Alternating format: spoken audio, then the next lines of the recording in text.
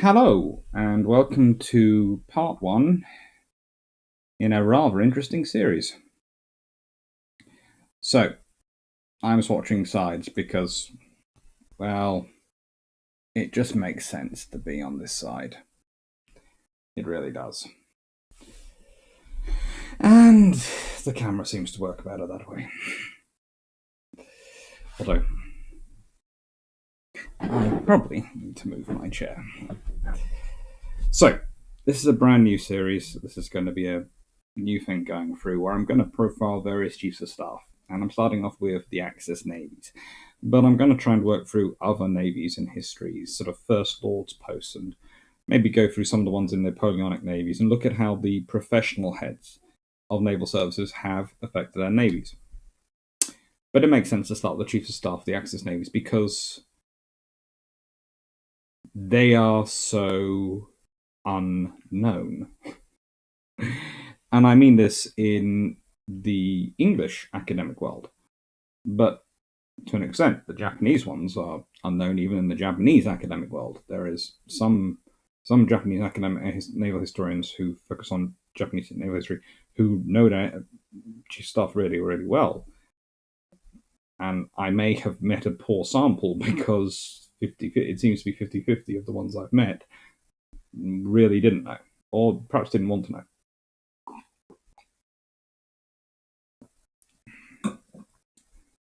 There's going to be a couple of extras thrown into this initial series, but mostly it's sticking to the Chiefs of Staff of the Axis navies of World War II, because that's when the Axis existed. So it makes sense to stay there. Anyway, so the first one, and I'm going in order of appointment, is Erich Raeder, who is interesting. His career starts with being a sea cadet and starting off in the 26th of April 1894. He's made Fancher or midshipman, by 13th of May 1895, Lieutenant Zussi, October 1897, Oberlieutenant Zussi, 1900, Captain Lieutenant, 1905 roughly, Corvetti Capitan, 15th of April 1911, pretty much equivalent to what we would call Lieutenant Commander in the Royal Navy or the US Navy. Fregetti Captain, roughly Commander, roughly 1915. Captain Zussi, Captain. Contra-Admiral, Rear Admiral, as we'd think of it, as English-speaking world might think of it. Vice Admiral, rather obvious, Admiral, 1928. General Admiral. Now that's not really a distinct rank, but it is a post, and it's the equivalent of First Sea Lord or C&C Fleet. That's when he's appointed really to the role, although he's been doing it since earlier than that. That's when he really is firm in post.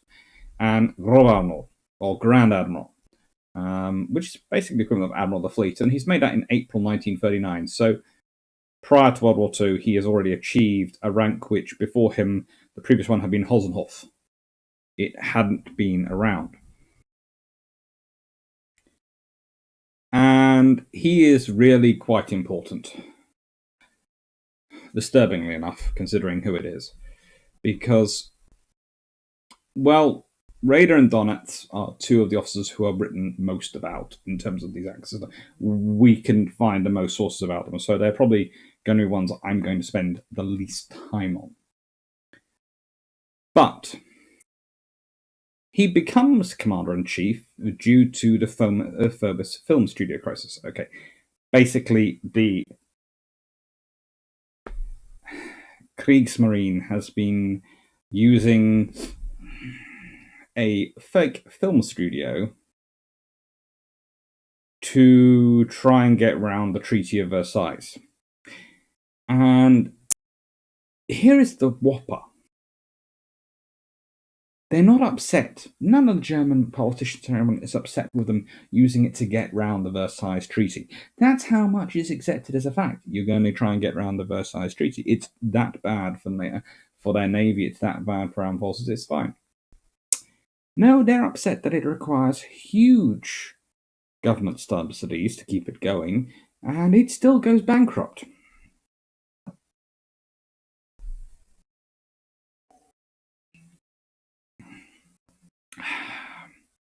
So they're upset really that they run a failing business. Not that they're running a cover business, but they're running a failing cover business. I just, anyway, because of that, there are all sorts of machinations, and you have to remember there is basically a military state within a state in Germany in this period. Even before the rise of Nazis or anything like that, there is a state within a state going on, and the armed forces are doing their level best to maintain a division between them and the government. In that, they can ignore the government when they don't or they want to. It's not that great for anyone. Anyway,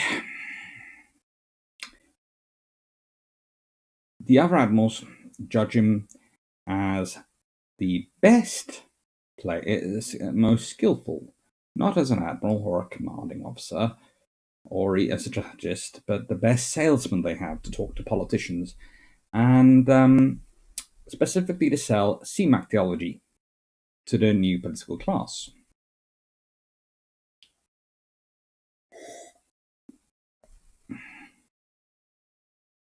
Basically, they're picking their most political admiral.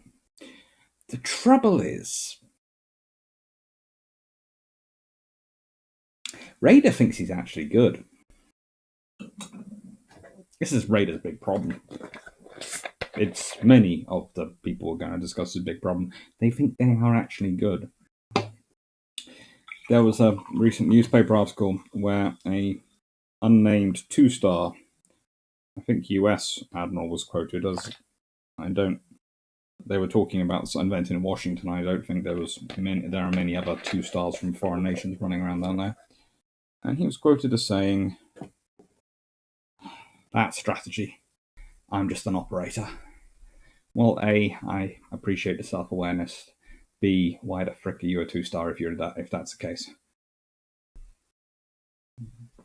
Anyway, this kind of comes back to haunt them, because between 1928 and 1929, he purges the Navy of any senior admirals who disagree with him to promote those who are loyal to him. And I mean literally purges. Knights of the long knives without the knives, but gets rid of them.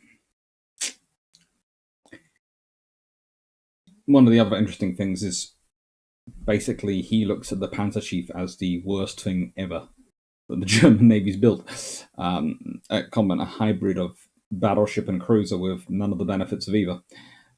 But he builds them because he sees it as a way of A, trying to inspire German public, B, trying to get the various politicians on side, C, because if he cuts them, then he's probably not going to get that funding back. It'll probably go to the army, and D, because it's better than nothing to try and keep German naval industry going.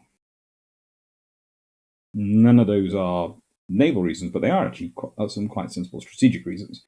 The trouble is you're going to end up with Panzer Chief, which can't really do a lot. Here's the big problem with Raeder. He likes to come with plans. In November 1932, he needed a rebuilding program, or Umbau, of 1 aircraft carrier, 6 cruisers, 6 destroyer flotillas. That's roughly 48 destroyers, but it varies depending on who you're talking to exactly how many destroyers he was thinking per flotilla. 16 U-boats and 6 battleships to allow Germany to control both the Baltic and North Seas against aggression by the French. Now, don't take this the wrong way,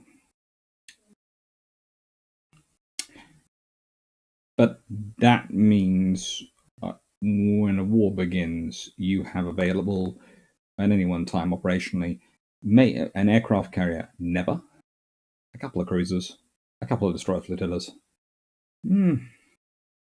about 6 U-boats, probably 7, and a couple of battleships. That's probably enough to fight the French. Not really go offensive against them. And considering the cruisers he has, no. And notice there's no Panzer Chief in that number. No Panzer Chief mentioned at all.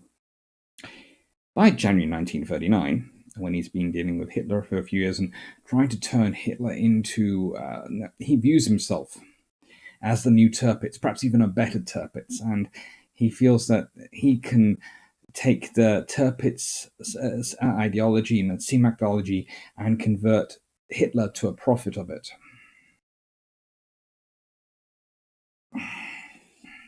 He doesn't lack confidence. Admittedly, no one gets to that rank without lacking confidence, but there is a certain point.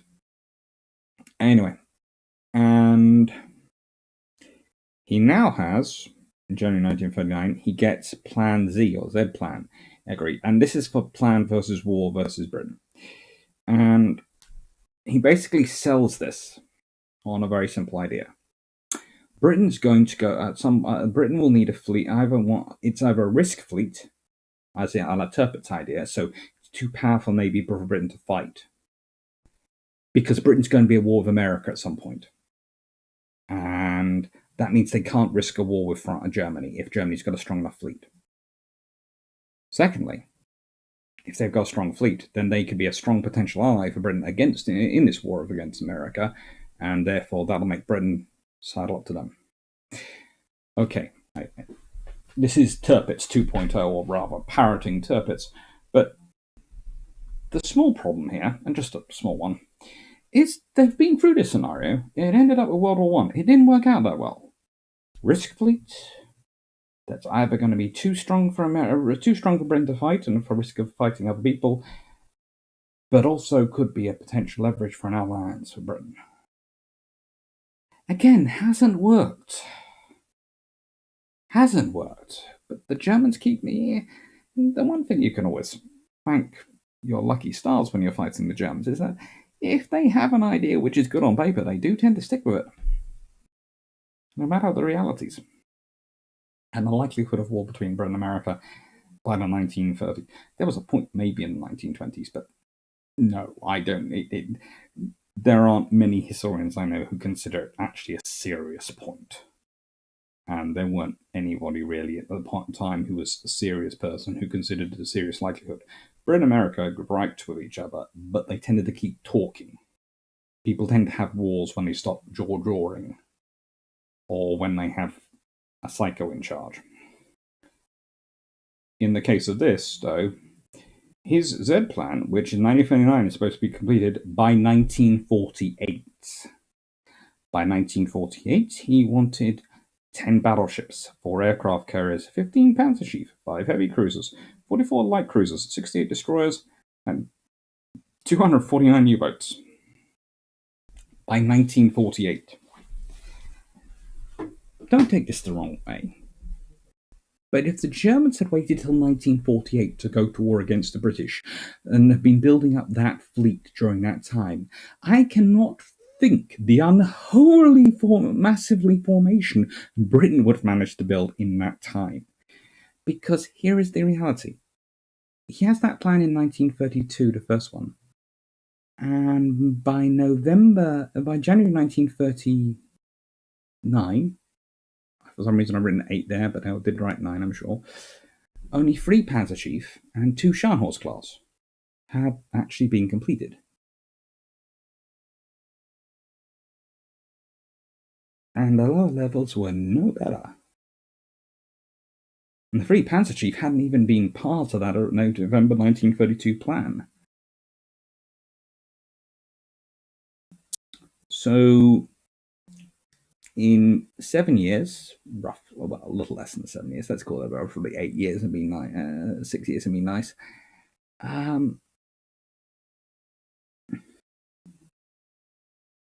They had completed less than a third of their plan. An even bigger plan was going to be completed in 9 years. I need to drink a lot of iron proof for that to be viable.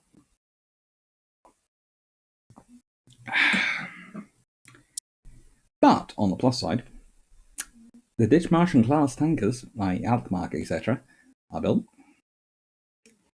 Basically, one of his key decisions, as you can guess from all this, is keeping sea materiality and Tirpitz sacrosanct.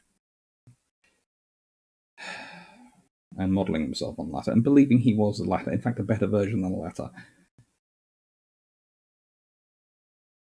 There are several people who critique him for not being able to read public opinion.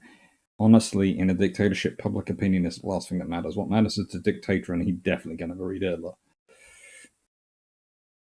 And in 1939, his final key decision, I would argue, because the rest is just him reacting to events, as he grossly underestimates the likelihood of war. That's why he's got 2 Deutschland class, including Deutschland deployed. Probably the one ship you wouldn't want out sitting on its own, exposed. Probably one named Deutschland. So here he is, on the staff of Hitler, second from left. What is the verdict on Raeder? Well, his wartime service, he does have some pretty cool victories. Let's be honest, Norway is a gamble and he pulls it off. Operation Sea Lion was never likely to succeed, but he never tried that one. And he did gut the force carrying out Norway, so they achieved it, but then they've gutted their force. And then he tries to be very selective in what information gets through to Hitler, which allows the political system around Hitler to machinate against him, kick him out, and replace him with Donitz. Mainly because Speer feels Donitz is far easier to manage and far easier to work with.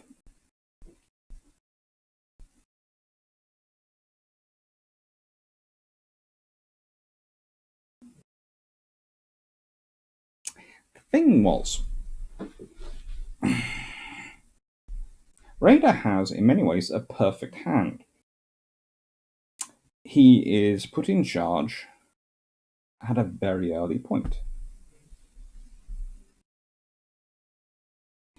He's literally put in charge in October 1928. 1st of October 1928, promoted to Admiral, put in charge of the German Navy. And runs it until replaced by Donitz in 1943.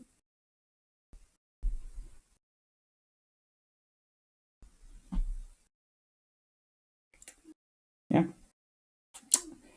And therefore, prior to war, he has roughly 10 years, a good decade, to prepare his navy for war against France or war against Britain. War against France is what he's mostly thinking about for that time. And he doesn't. Yes, Germany has infrastructure issues. Yes, they have problems. But he could have manipulated the Panzerschief design to make them more useful.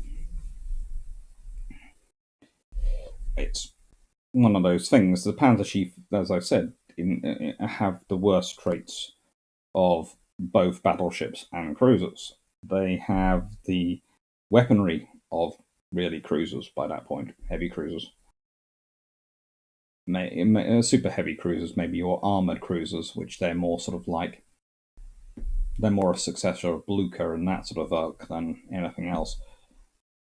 But they have the speed of battleships, and that's being charitable.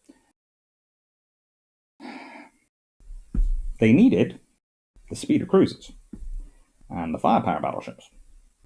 In other words, they needed to be as close to a battle cruiser as they could get while still being technically within the we can overlook them limit. They needed range. They needed speed. They got what they could get.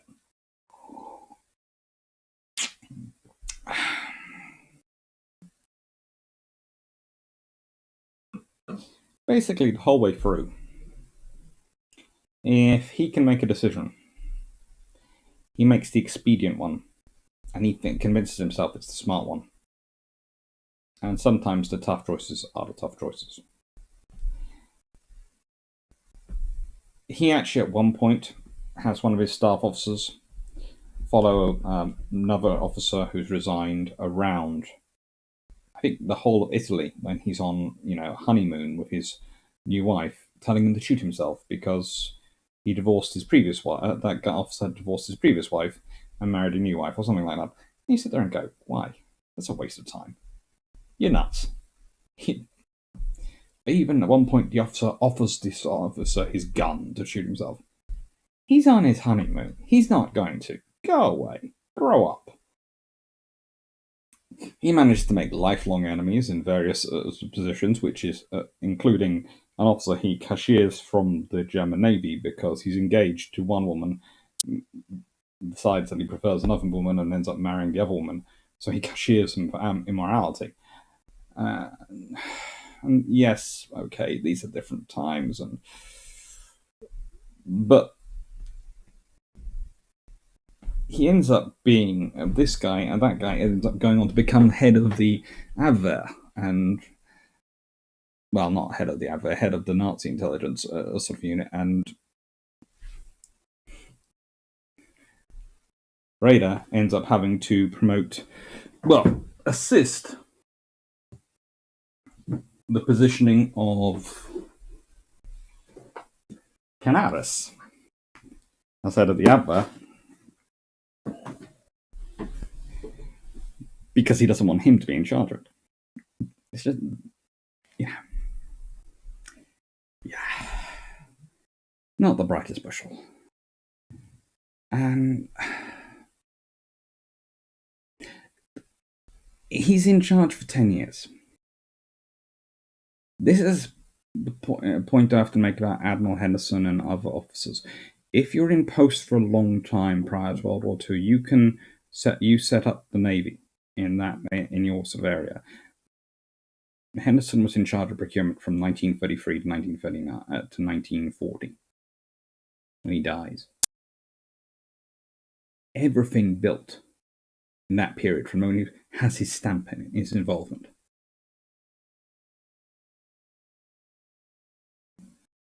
(1928) onwards, everything built, every decision made about procurement, every political battle fought for control, every decision over whether or not to get an aircraft carrier or battleship, how many submarines to build, all that, it comes down to Raeder. He has a decade to bring about the Navy he wants. He has years of unfettered power, pretty much, thanks to Hitler. And even in 1928 admits he will ignore the Versailles Treaty completely when procuring to a staff of the Reichstag.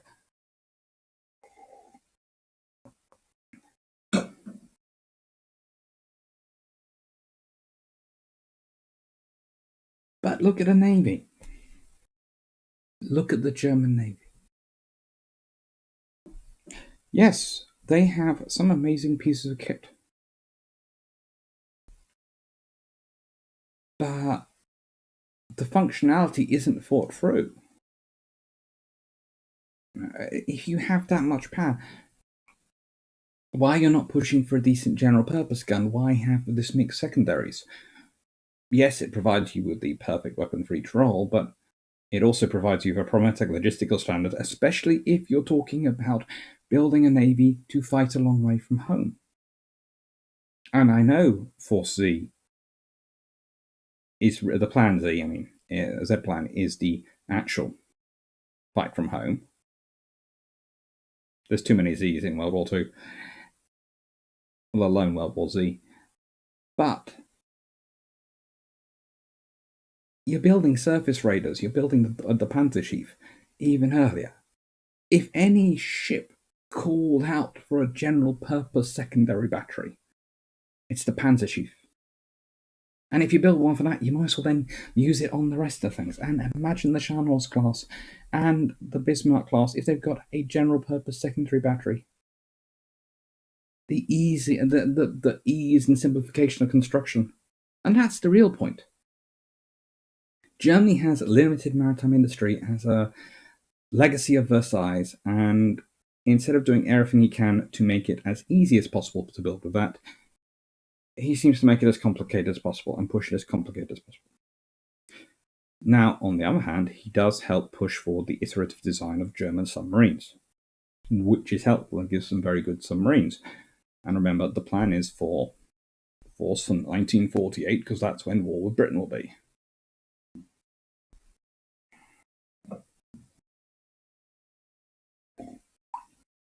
Love the way the government basically tells the Royal Navy, war we don't expect before 1945. The Royal Navy's planning on war for 1942. Basically going, yeah, we're not going to trust that one. German Navy, they are arguably were the least ready Navy for World War II when World War II breaks out. Which makes what they achieve even more startling and amazing. But you have to wonder if that's despite Raeder and his very interesting management tendencies and the officers he promoted, because again, pretty much all the admirals in the German Navy from 1928 onwards, they are Raeder's men. If they're in post, they are Raeder's, not anyone else's. Canaris might be the sole example of not being one, but even Canaris knows which side his bro's buttered.